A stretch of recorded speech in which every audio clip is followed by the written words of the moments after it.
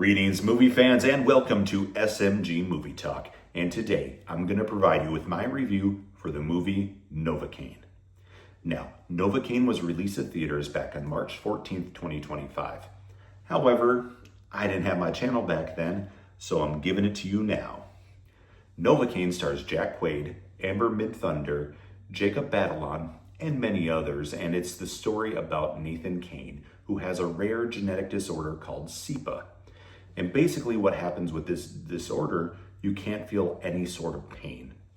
Now, it's actually a very real disorder, but it's incredibly rare, though those who have it typically don't live past the age of 25. And the reason for that's really because while pain is a feeling we get that sometimes can be a bit of a nuisance or something like that, it's actually very beneficial to our bodies because, it tells us not to do something or whatever it may be. We touch a hot stove, get that ouch, don't do that again. But there are a lot of other things that come with it. For instance, in this movie, Jack Quaid's character, Nathan, only drinks his food. So everything he liquefies all the time because, if he eats solid food, he could potentially chew his tongue off because he won't be able to feel the feeling of pain if he bites his tongue. So, and then there are other quirks that he has, basically, of things that he has to do to basically navigate this disorder. So in this movie, he falls for a character named Cherry, played by Amber Midthunder. And they work together at a bank, and there's a bank robbery. Now, during this robbery, things kind of go awry, and the character of Cherry gets kidnapped.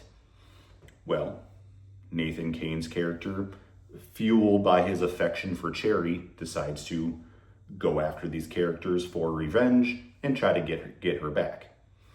And basically now it's one of the kind of a typical, I'd say atypical revenge type thriller where he's trying to fight back against these different goons and stuff like that who are responsible for her being taken away. But what's interesting about this movie is Nathan does not know how to fight. He is completely adverse to fighting. He has no idea how to throw a punch or anything like that. But he does have, to borrow a line from Taken, a very particular set of skills. And that set of skills is the inability to feel pain.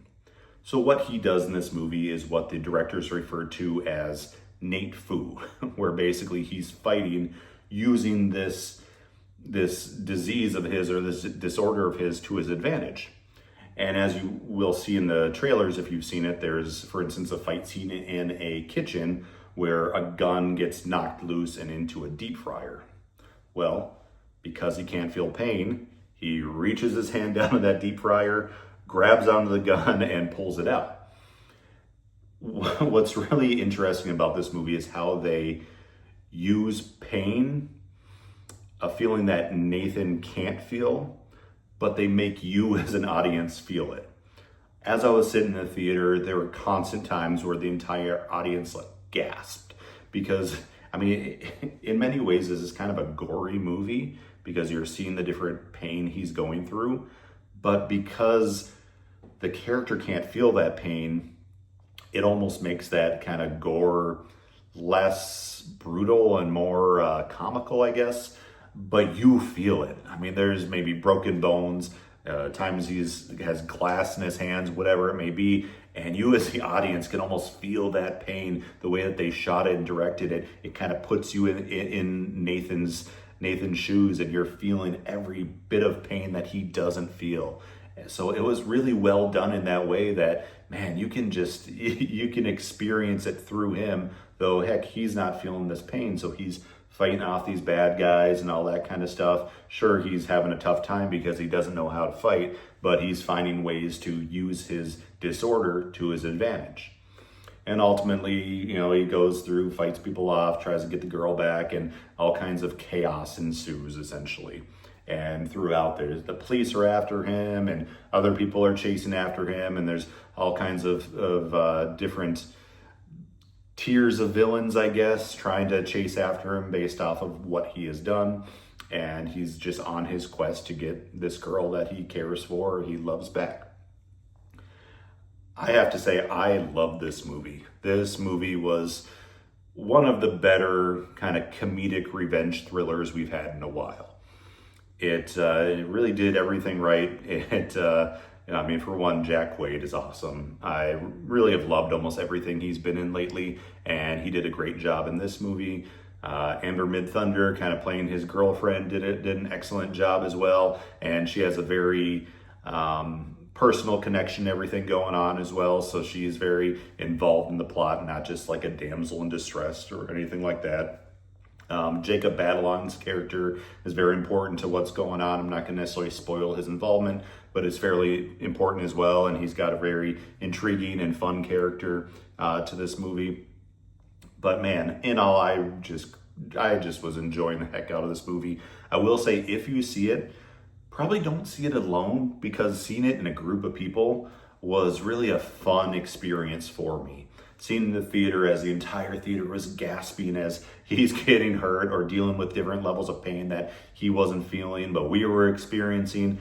Being around a lot of people really really amplified that feeling and amplified the enjoyment of the movie. Now, of course, if you only have the option to watch it by yourself, I still highly encourage you to watch it.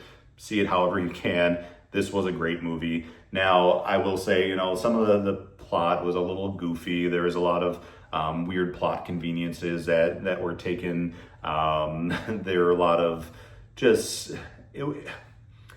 it was pretty stupid a lot of times, but not in a ridiculous way that makes you upset. It was a fun stupid.